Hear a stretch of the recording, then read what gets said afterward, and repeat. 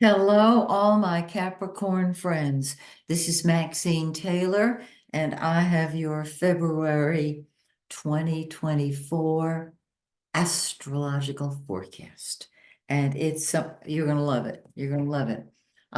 But first, I've got to answer the questions that some of my viewers have asked. Those of you who are studying astrology privately have asked me to recommend a book for the beginner. I'm going to recommend my first astrology book that I wrote back in 1975, and I've updated ever since. Now that I've cast it, what do I do with it? Meaning, we didn't have computers back then, so we had to do the chart by hand. I taught that first, and they said, okay, now what? This will help you express your inner astrologer. And for those of you who are ready to totally transform your lives and take a quantum leap forward, Secrets from the Womb, the hidden pact that runs your life, can literally translate it. It can translate it from one language to another. It can transform it from a movie that plays over and over again to a new panoramic venture. 3 steps. That's all it takes. 3 steps. The testimonials in this book are amazing. So if this speaks to you, you're ready for this book. Okay, now let's talk about your gorgeous forecast. Okay, Capricorn, look at here. This is the first house of the zodiac. It is the most personal house in the chart, whether it's a birth chart or a solar chart, which is what I have here. First of all, Mars, the red planet, is what comes first to you. It's in your first house, and you're doing what you want, when you want, how you want, because you want, and there is no stopping you. On the 13th, Mars moves into your second house of money. Yes, this is you creating the money that you need to do whatever you want. And it's an ebb and a flow, and an ebb and a flow. So let's look at Venus, the planet of love and money. It's the lesser benefic. Venus is beauty and love. And when you love you, because that's what the first house is, you, when you love you, everybody loves you. And so you've got love and passion. And that's how you're feeling. On the 13th, Mars moves into the second house of money and creates even more. On the 16th, Venus moves into that second house.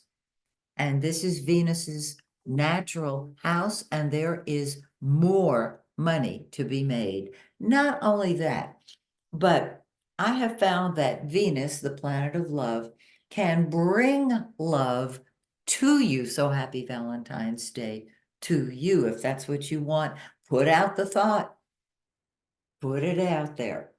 Now, Mercury is what we think about and talk about. And so you're running your mouth about you, aren't you? Nothing wrong with that. On the 5th, Mercury moves into your second house, and you're thinking about money and you're talking about money.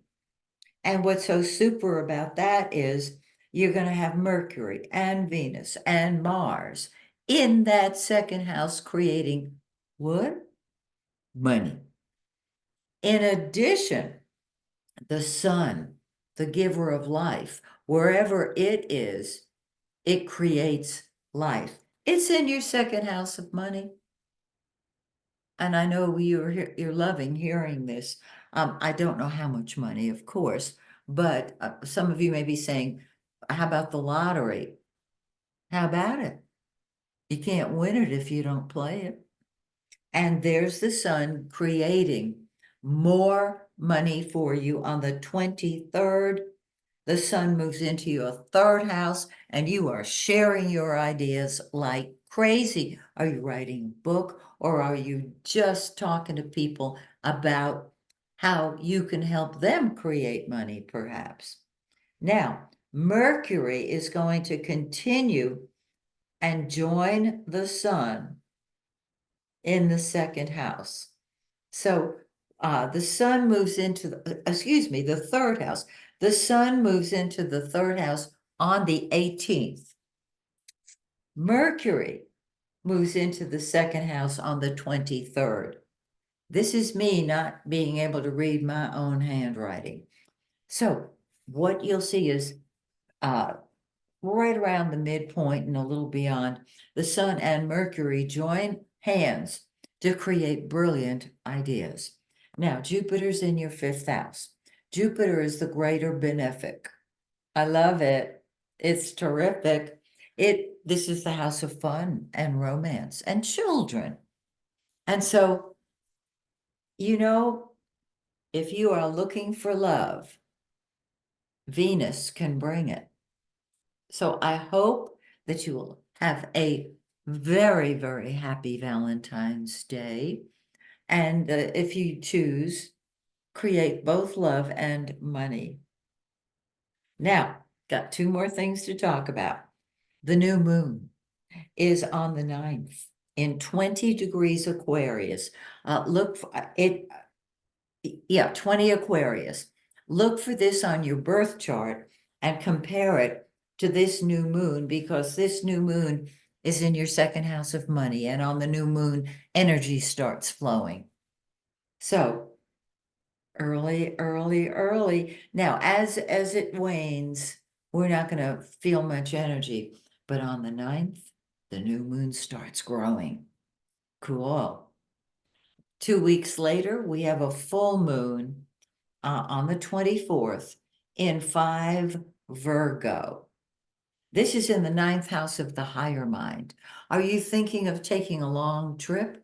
Are you thinking of traveling outside the country? Are you thinking of getting another degree in a university, perhaps? You see on this full moon opportunities that you never saw before. And my suggestion would be that you take full advantage of them. And so, my dear Capricorns, till next month, may the stars shine brightly on you and yours. Oh, and they will. Bye for now.